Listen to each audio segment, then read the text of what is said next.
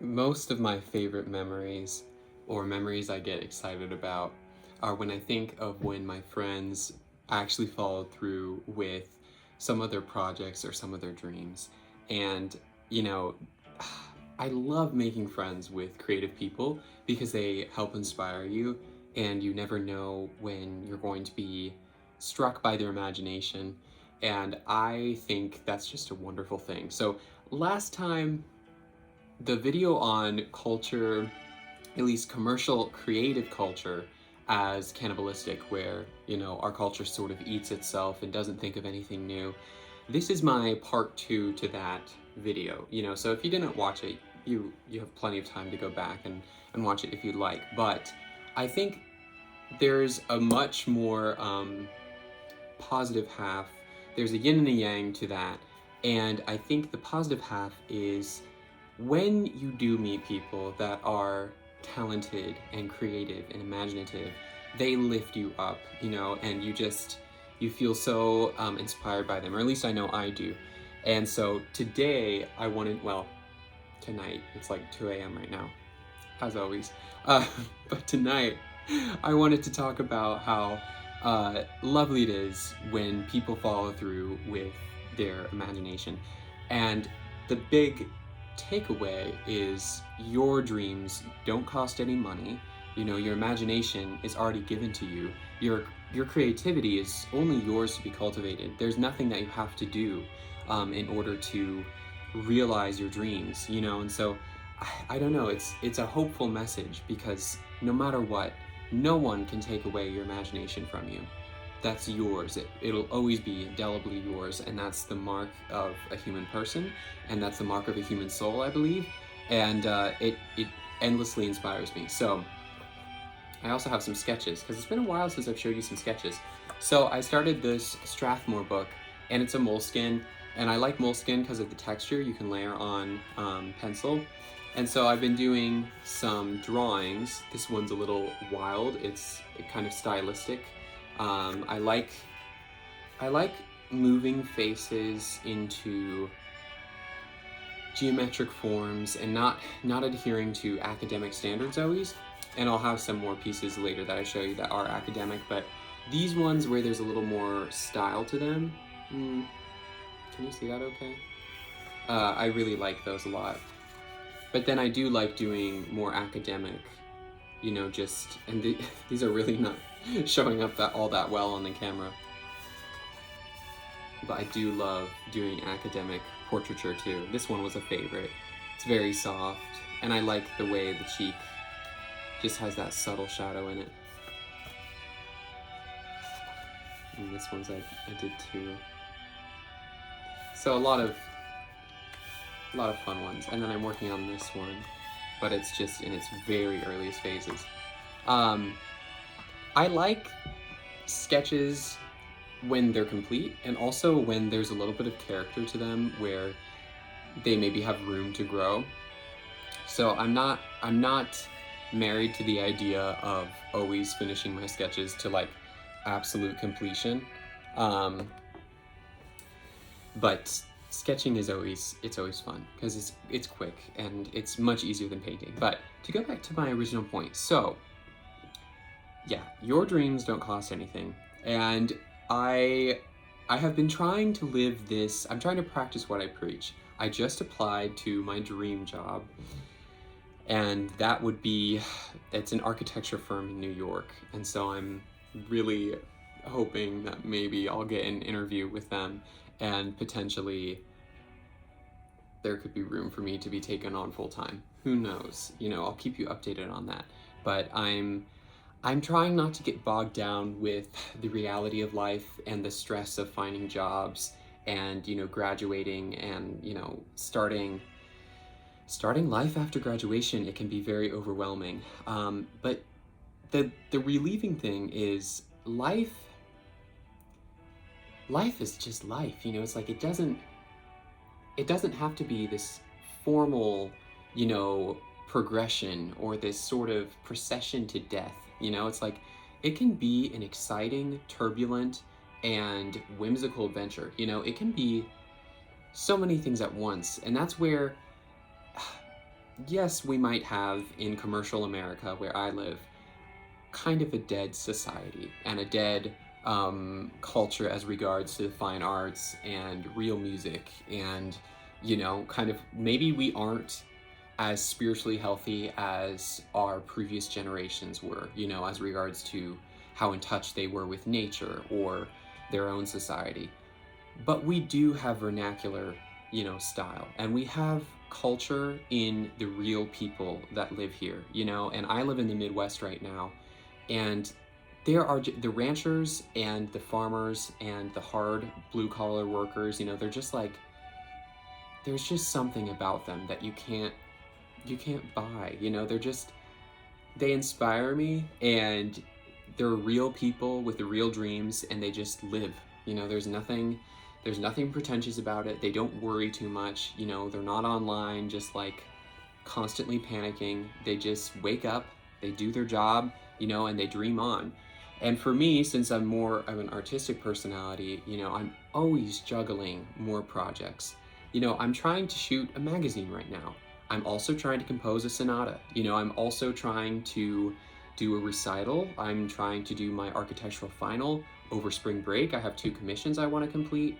I'm doing 2 paintings for my thesis, for my architectural capstone.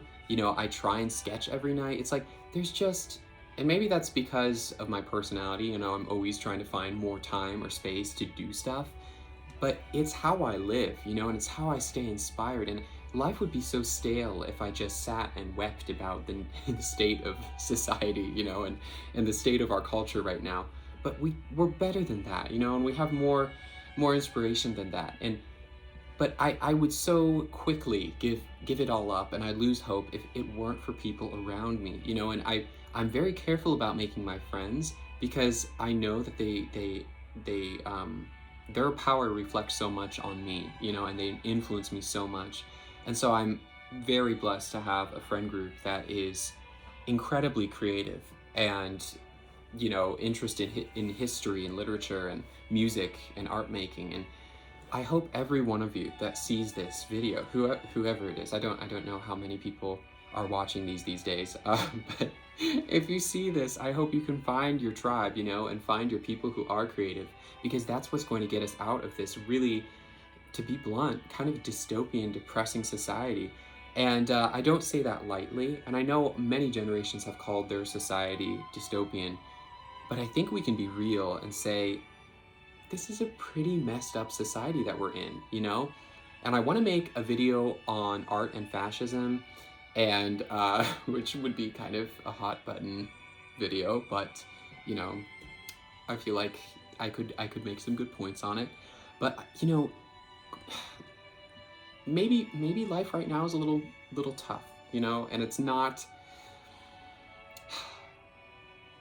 It's unique in that when I look at the greater macro scale of where we're at as a culture, there aren't very many beacons of light, I think that's fair to say. I can't really look at any political figures that inspire me. I can't really look at any,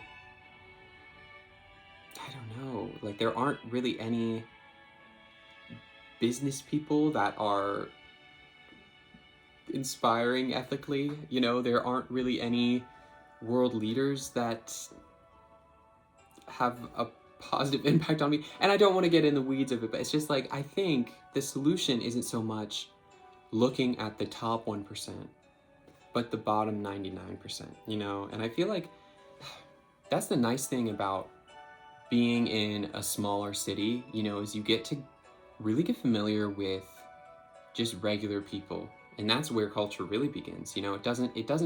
I've changed my opinion on culture. I used to think culture was built up, or excuse me, I used to think culture trickled down from the 1% down to normal people, right? I've changed my opinion, though. I really do think it's common people that build up culture, and it's kind of the folk people, and vernacular styles, vernacular tastes in music, local cultures, local food, and that's what really makes the heart of society. And for some reason, I think I used to have I used to have the impression that, the wealthy or those in power set the trends. And I think that's what they want us to think. You know, I think people in power want us to believe that the top 1%, because they have wealth and influence, they are the ones who dictate style. But it seems pretty convenient for them, and I don't think I buy it. I think it's important to remember we're the ones who are the dreamers, and we're the ones who make the creative decisions, and have real inspiration. And we don't the good thing about being the good thing about lacking practically any power is we aren't corrupted by it, because we have to remember absolute power corrupts absolutely. And that also includes the art world, and so yeah, I think I'll leave you with that is it could be a blessing that even though we might not have as much affluence or influence, as those in higher society, we're the populace, and we are the ones who can kind of set the stage and make the foundation for a renaissance in art. So yeah, it's important to remember. I think a lot of people think the fine artists in the Renaissance were responsible for restructuring European art. And that's true. But we can't forget Palladio was a stonemason, and that Michelangelo once was a student, and Raphael once was very ill at painting. And so there are like there's hope for us, I believe in us. And so I'm also, as a final thing, I'm looking into trying to begin like a Reddit forum for all of us. And, if you would be interested in that, I'd love to hear your input. And I'd also like to thank all of you who have subscribed. Also, if you feel like subscribing, please do. It's really a community. That's the hope. Many artists before us have always dreamed of making an art colony, I'm thinking of like Gustav Klimt had that vision, same with Van Gogh and Monet.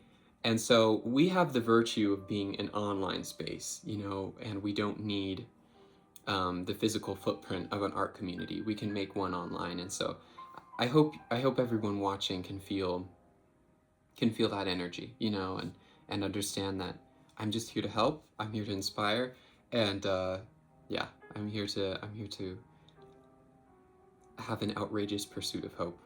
So, thank you so much for watching, and I can't wait to film the next one.